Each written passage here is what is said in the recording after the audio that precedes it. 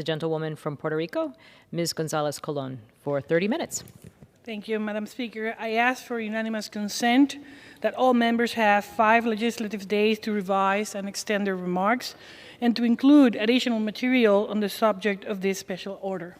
Without objection, so ordered.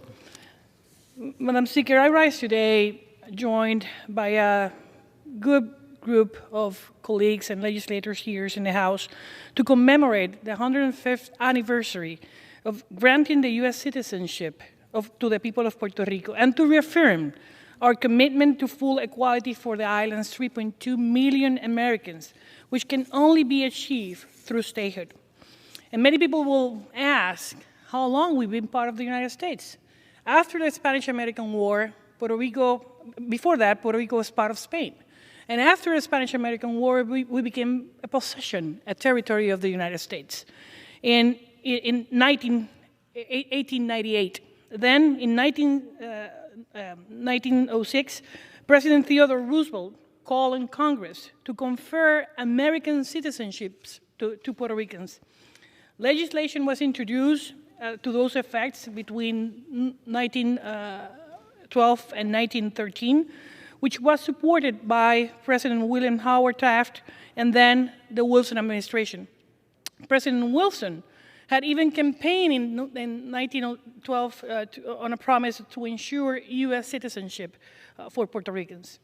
On this day, March the 2nd, President Woodrow Wilson signed the Jones-Shafroff Act, which extended statutory U.S. citizenship to the residents of the island.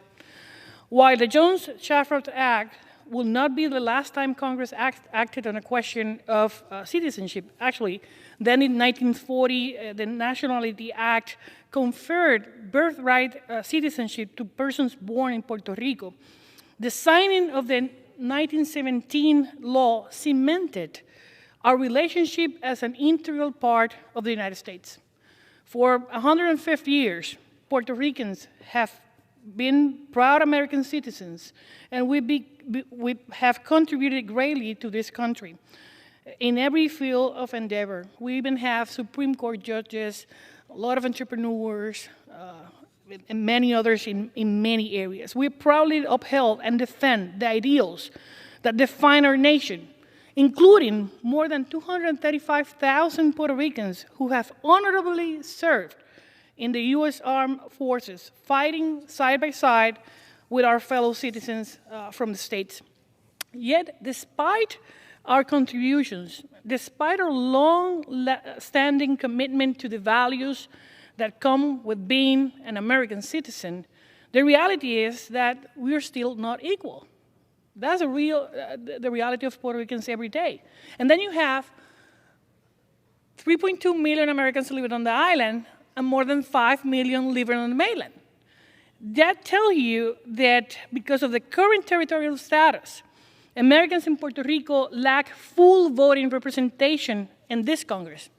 For example, I do represent people in this floor, but I cannot vote here for any measure that affects my island.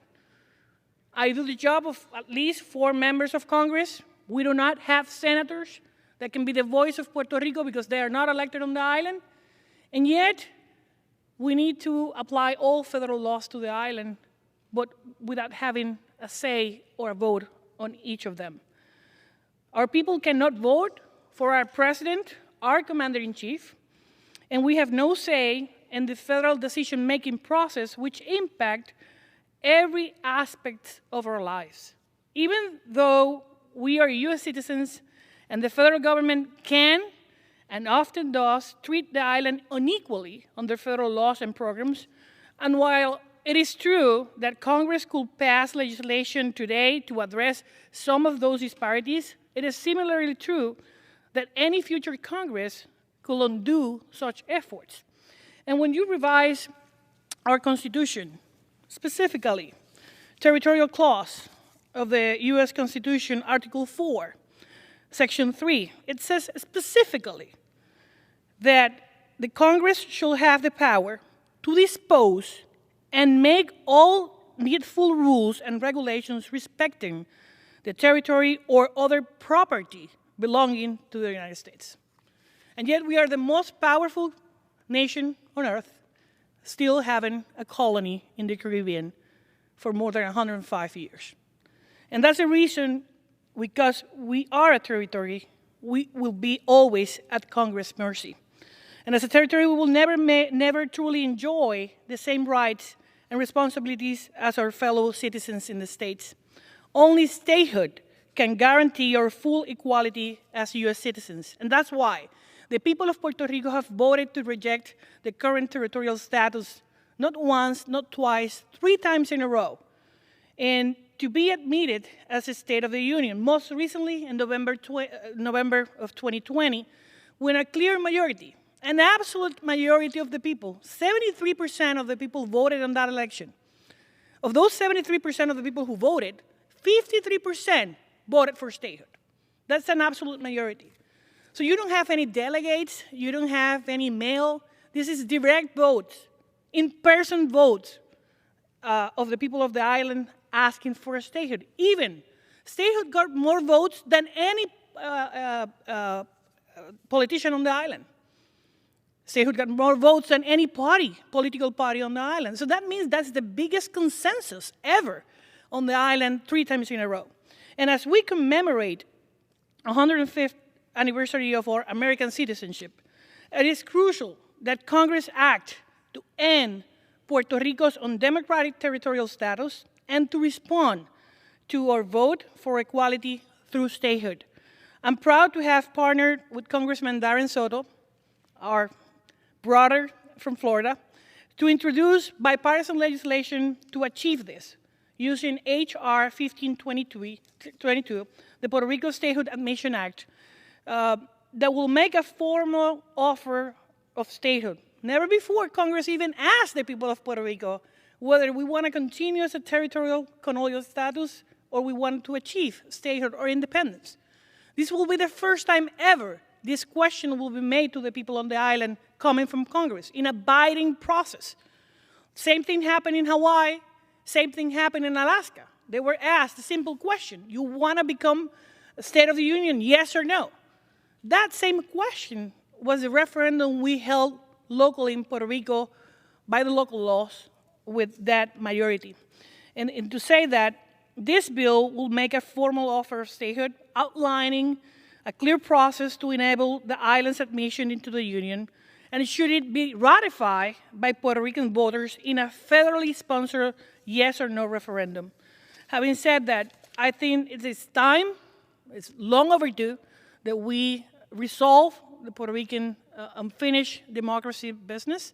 And with that, I would like to yield 5 minutes to our main sponsor in the Democratic side, Darren Soto from Florida. I thank the resident commissioner. Madam Speaker, here is my partner in equality in the resident commissioner, Jennifer Gonzalez-Colon, and she's not the only one. Florida is in the House tonight in support of you. Representative Demings, Representative Washman-Schultz, Representative Salazar, we are all here to support our brothers and sisters back on my family's native island. This is a little bit about history today, 105 years of citizenship. You know, I checked on Ancestry.com, and the roots of my family back in Puerto Rico go way back further than they could ever tell, on the Soto side and on the Casanova side, with a few coming in the mid-1800s from the Canary Islands, but the rest back further than you can uncover through the internet. So when Teddy Roosevelt comes up on that San Juan Hill and you have the Spanish-American War, my relatives, my ancestors were already there for an unknown and distant amount of time. And I also see Representative Wild, thank you for being here as well, from Pennsylvania. Pennsylvania's in the House. So when I think about at the turn of the 20th century, my ancestors, some of whom I got to meet, like my great-grandmother, Altagracia Casanova, who still farmed by the time I was a little kid in Sabana Hoyos in Puerto Rico, they became citizens by statute. And then my great-grandparents They had draft cards. They went and served in World War I. The first shots of World War I were fired off the coast of San Juan as the Germans attempted to enter the Caribbean. From there, we saw my grandparents stationed in places in the Caribbean and South America during World War II. We know of the great famed Buccaneers serving in all those wars together, as well as Korea. And this citizenship has been earned in courage and in blood, in contributions both in science and art and manufacturing, and in so many other ways that have made this such a great United States of America. But it's the recent history that I'm most concerned about. We saw after the 936 exemption ended, my family moved to Central Florida from Puerto Rico. They were worried about the economic climate. They moved to Central Florida for economic opportunity, and my family up north, where I was raised, we soon followed and found ourselves in Central Florida. We don't want people to have to be forced to relocate because they're worried about economic prosperity. That's already in our family history as well. Then you look at, after that, recession coming in, then promesa, austerity measures that would never happen to a state. The types of cuts to government, the type of attack on sovereignty was terrible. And we have many pensioners who served as civil servants in Puerto Rico who now live in Central Florida, places like Representative Demings in my district, and I have no doubt in South Florida, and Wasserman Schultz and Salazar's districts as well. And so it affects us directly and indirectly. Then we see on top of that Hurricane Maria. What a devastation. The highest death toll of any natural disaster in modern American history. And we see how important it is to have representation and how important it is to have fair treatment. And then it's been the latest battles over these last couple of years. You and I have fought together along with our allies here on everything from food assistance to Medicaid, to finally getting Puerto Rico treated equally in the American Rescue Plan, to finally getting the people of Puerto Rico treated equally in infrastructure. But those battles will continue if we do not resolve the territorial status. And that's why I was honored to co-introduce our bill together with our friends to admit Puerto Rico as a state after a binding plebiscite, of course. And I feel very good about where we're headed to a bipartisan vote on the floor and putting forward a bill that the senators can vote for. And this is about making sure, as we see tyranny, attacks of democracy versus autocracy in Ukraine, and frankly in so many places around the Caribbean, Central and South America, this is where we can take a stand in the Caribbean for democracy and give our brothers and sisters back on the island the opportunity to forge your own destinies. And your Florida Rican brothers and sisters are with you. Thank you, Commissioner, and I yield back. Thank you to our main sponsor, and I will say, I don't have the vote here in the House, so I depend on all members of the House to support Puerto Rico in many ways. And in that sense, I will be always grateful, Darren, for your commitment and your help. And I would like to recognize now a dear friend from Florida as well that is here, and I just want to, before recognizing her, recognize the former member of the House and current governor of Puerto Rico, Pedro Pierluisi. It's here in the floor of the House. Thank you, Governor, for supporting this. This is a bipartisan issue. You won't find any other bill that will have bipartisan support. This is not a Republican issue. This is not a Democratic issue. This is the cost of equal rights. This is civil rights. This is democracy. And with that, I cannot find a better person to speak about that than my good friend from Miami, Congresswoman Salazar. Thank you, Commissioner. Thank you, Commissioner, and thank you, Madam Chairman. And for over 120 years, Puerto Rico, as we have said here, has enriched the United States with its culture and its people.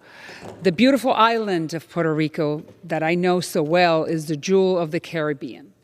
Americans, millions of Americans have flocked to its beaches and rainforests to soak in the incredible natural beauty of the island of Puerto Rico. And with that background, 105 years ago, as we have heard before, Puerto Ricans became citizens of this great country, the United States. Puerto Ricans are true Americans and true patriots because over 35,000 of them currently serve in the United States Armed Forces.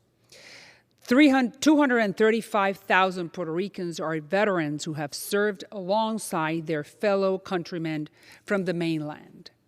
From the beaches to Normandy to the Mekong Delta, its people, the Puerto Ricans, have made the ultimate sacrifice in the name of freedom and in the name of the United States of America. And I should say that Puerto Rico holds a very special place in my heart because after my parents fled Castro's Cuba, my family found refuge in San Juan, the capital of the island of Puerto Rico. And because of that decision, I spent a fantastic childhood in the island because we went to live in paradise in the 60s. It was in Puerto Rico where I first learned about American values. It was in Puerto Rico where I learned the meaning behind the American flag and the essential value of freedom and liberty. Puerto Ricans received the Cuban exile community with open arms. And that's why today I would like to take this opportunity from the floor of the United States Congress as a congresswoman for the city of Miami, the heart of the exile community, the Cuban exile community in the United States. I want to thank the Puerto Ricans for their noble act of welcoming millions and millions of Cubans to the island and giving them the possibility of living in freedom, in peace, and living in paradise. Puerto Ricans have welcomed people from around the world to visit paradise in the Caribbean on American soil, the best of both worlds. Today, Puerto Ricans are American ambassadors showing the beauty and diversity of our great country to the rest of the world. For that reason, I thank you, my very good friend, mi amiga, resident Commissioner Jennifer Gonzalez Colon, for her leadership on this chamber, on this floor. She is a relentless champion for the island's future, for what the island deserves, and for what we need to see for the future of Puerto Rico. Thank you to you, and I yield back. Thank you, Maria Elvira. You touched my heart with those words. I would like to recognize for 2.5 minutes the Congresswoman from Pennsylvania, Susan Wild. Thank you so much, Rep. Thank you, Madam Speaker. I am proud to rise today on behalf of the more than 80,000 Puerto Rican constituents who call my district, Pennsylvania's Greater Lehigh Valley, home. My community would not be what it is without the contributions of the Puerto Rican community. The United States would not be what it is without the contributions of this community.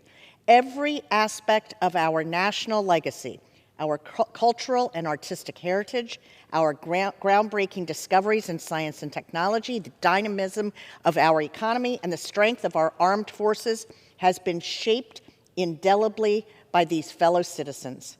And yet, despite their service, residents of the island cannot vote for their commander-in-chief. They lack voting representation in Congress, and despite paying into programs like Medicare and Medicaid, they do not have equitable coverage under these programs. I am here to deliver a clear message. As United States citizens, the people of Puerto Rico have the right to full representation in their government. This is a principle at the very core of our nation's founding. It should not be controversial, and in fact, it is widely accepted among Americans of both political parties. In fact, my colleague who has gathered us all here today and who has introduced the Puerto Rico Statehood Admission Act is a Republican. Thank you for having me. Today, the 105th anniversary of the date when the people of Puerto Rico became United States citizens must mark the moment when we finally begin the work of passing legislation to give the people of Puerto Rico a long overdue voice and a vote in their future. Thank you, Madam Speaker. I yield back. Congresswoman, for being here. I would like to yield 3 minutes to the Congresswoman, Debbie Wasserman Schultz. I thank the gentlelady for yielding. Madam Speaker, I'm proud to stand today with my friends and colleagues as we mark the 105th anniversary since United States citizenship was granted to the people of Puerto Rico. In many ways, today is a joyous day in recognition of the decades of activism undertaken by our Puerto Rican sisters and brothers. Yet, amidst this celebration, it is also an acknowledgement that for too long, we have treated Puerto Rico and her residents as second-class citizens with laws and policies that put them at a real disadvantage. The residents of Puerto Rico, more than 3 million strong, pay federal taxes, are U.S. citizens with U.S. passports and U.S. currency, and they have long served bravely in our military. Just ask any Barinkaneer who fought valiantly in the Korean War. Yet the people of Puerto Rico continue to be denied equal rights, including voting representation in the United States Congress, and this inequality has real consequences. As we saw so vividly in the aftermath of Hurricane Maria, Puerto Rico faced injustices that no U.S. state would ever endure. These inequities exist not only when it comes to recovery assistance, it can be seen in tax and Medicare inequities. Put simply, these disparities are un-American. A stronger political voice can help remedy that. Today, I stand in solidarity with my colleagues in calling for what has been long overdue, statehood for Puerto Rico. In 2020, Puerto Ricans voted overwhelmingly in support of statehood. The Puerto Rican people should be given a chance to cast a vote where those results will be respected. Now is the time for us to listen loudly and clearly to the calls from the Puerto Rican people. It is a matter of civil rights, both on the island and in the greater diaspora. Legislators on both sides of the aisle understand how crucial it is that we fully support this effort, and I'm proud to work with my friend Jennifer Gonzalez-Colon, and was proud for many years to work with her predecessor, now Governor Pedro Pierluisi. Today is proof of that. Puerto Ricans have made their desire for statehood clear, and Congress must follow suit. I will continue fighting for statehood to ensure that every citizen's voice is heard and to give respect to the Puerto Rican people that is long overdue. As we commemorate this 105th anniversary of citizenship for Puerto Ricans, let us remember that Puerto Rican statehood is a long overdue step towards equality and democracy for all, because you cannot have true equality without full representation. We will be a better and stronger nation when we include Puerto Rico as our 51st state. Thank you, and I yield back. Thank you, Congresswoman. I would like to recognize at this time and yield 2.5 minutes to Congresswoman Baldemins from Florida. Thank you so much to the gentle lady for yielding.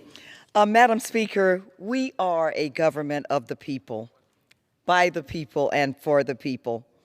But our brothers and sisters, our fellow Americans on the island of Puerto Rico, are not recognized as a government by the people. Puerto Rican Americans received citizenship 105 years ago today.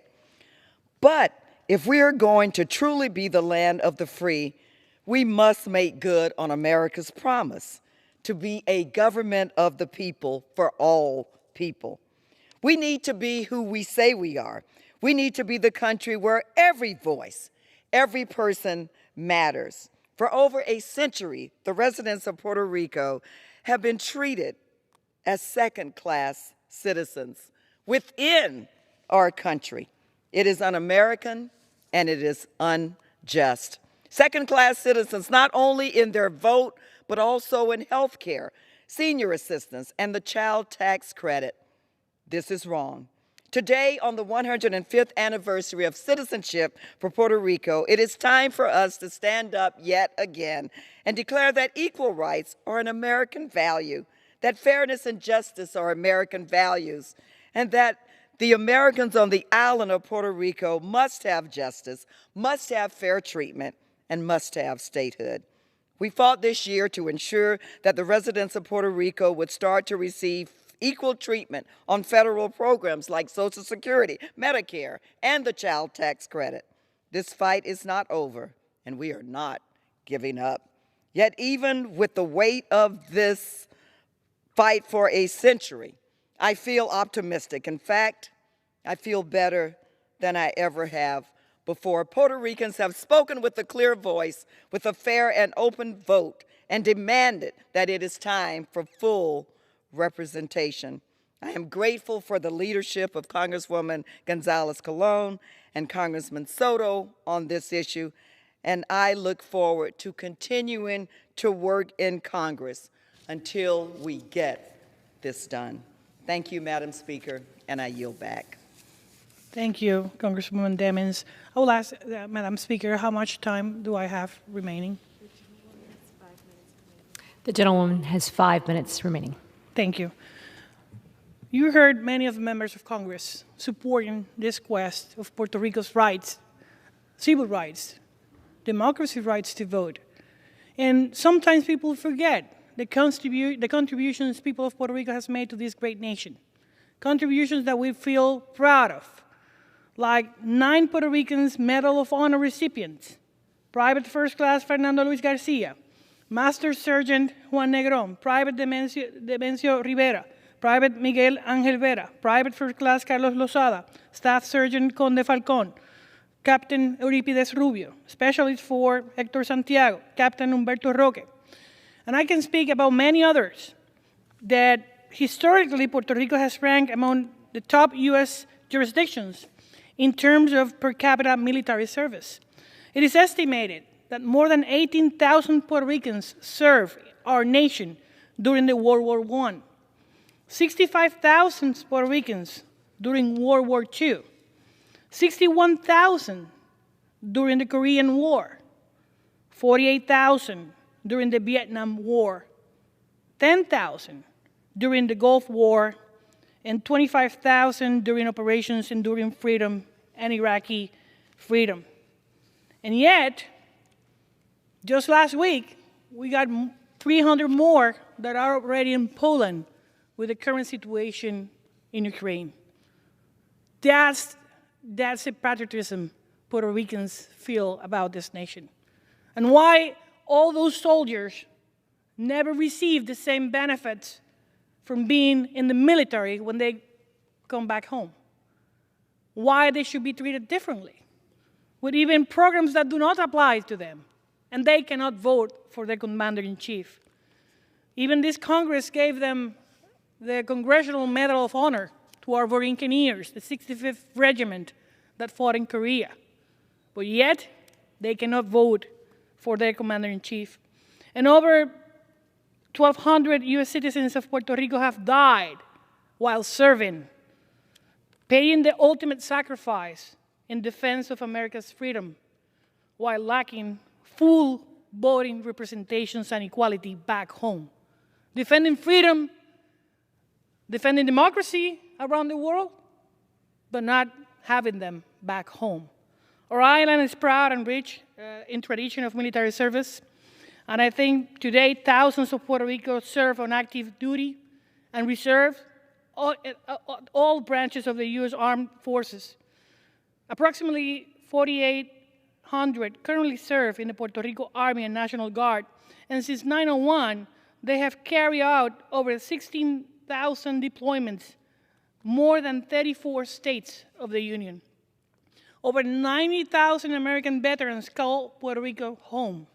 Unfortunately, despite our military contributions and their honorable service on behalf of our nation's ideals, the current territorial status hurts Puerto Rico's veterans and service members. It denies them the representation in the Senate and in the House. It denies them the right to vote for the president, and it perpetuates the inequities of federal laws and programs which are detrimental to veterans in terms of economic opportunity, health, security, and quality of life. Statehood for Puerto Rico and congressional action to end the territorial status will benefit our veterans and the thousands of Puerto Ricans who currently serve in the U.S. Armed Forces. It will provide them real democracy through a vote and equal representation in Congress, through the ability to elect their commander-in-chief, and through a permanent union with their fellow citizens in the states. This is the time to respond for Puerto Rico. This is the right of the island to become part of this great nation. More than 105 years since being a territory. This is a time for Congress to act. You have H.R. 1522, a bipartisan bill with more than 79 co-sponsors, Republicans and Democrats, asking for statehood and for equality. With that, statehood will also address many of the inequities in the federal law that currently hinder economic growth and progress in Puerto Rico. With that, Madam Speaker, we celebrate the U.S. citizenship for Puerto Rico, but we want statehood now. With that, I yield the remaining balance of the time. The gentlewoman yields back.